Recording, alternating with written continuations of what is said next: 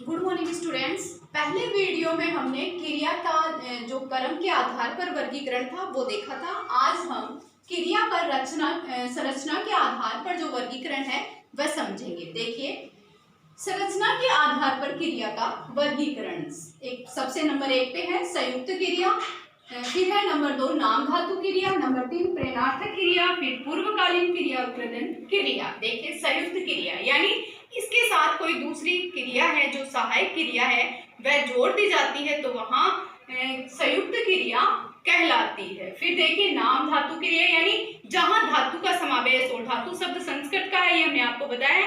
मूल क्रिया में किसी धातु शब्द को जोड़ दिया जाए, जैसे हथिया हाथ है उसमें इया लगाने पे हथियाना हो गया, उसी प्रकार से इसमें नाम धातु क्रिया है। फिर प्रेरणार्थक क्रिया यानी किसी व्यक्ति के द्वारा किसी कार्य को न करके, कर्ता के द्वारा किसी कार्य को न करके किसी दूसरे के माध्यम से उस कार्य को करवाया जाता है या प्रेरणा देकर करवाई जाती है तो वहां प्रेरणार्थक क्रिया का प्रयोग किया जाता है। जैसे सरपंच ने गांव में तालाब का निर्माण करवाया,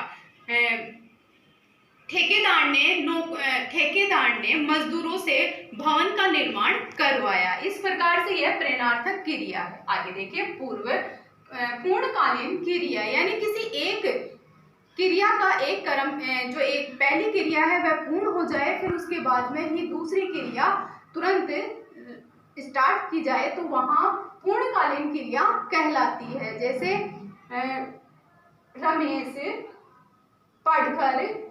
रमेश खेल कर अब पढ़ने बैठ गया, या सोहन खाना खाकर अब पढ़ने बैठ गया। इस प्रकार से यहाँ पूर्णकालीन क्रिया है यानी दो क्रियाओं का समावेश है, दो क्रियाओं को जोड़ा गया है। यानी एक क्रिया पहले हो चुकी, दूसरी अब चल रही है। इस प्रकार से यह क्रियाओं का वर्गीकरण किया गया है। अब हम इसके उदाहरण देखेंगे ताकि इस चीज को हम स्पष्ट कर सकें।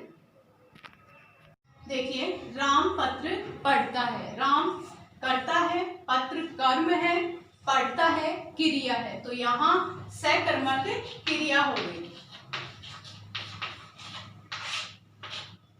राम पढ़ता है, अब यहाँ कर्म का अभाव है तो यहाँ अकर्मक क्रिया हो गई। मदन गीत गाता है, मदन गीत गाता है, क्रिया कर्म करता, सकर्मक।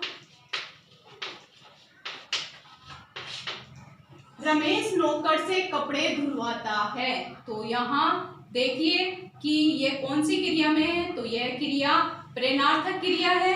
कैसे? क्योंकि जो करता है वह स्वयं कार्य नहीं करके किसी दूसरे को प्रेरणा देता है, किसी दूसरे से करवाता है, तो यहाँ प्रेरणार्थक क्रिया हो गई। सुरेश ने मदन को पुस्तक दी, तो यहाँ देखिए फिर वही द्विकर्मक क्रिया है कि पुस्तक है, दी देना क्रिया है।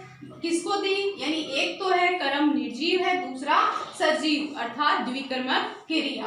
पिता ने पुत्र को 5 रुपए दिए, पिता ने पुत्र को, एक सजीव कर्म है, दूसरा निर्जीव कर्म, तो यहाँ दो कर्म है तो यहाँ द्विकर्मक क्रिया हो गई। इस प्रकार से ये आपकी क्रिया थी।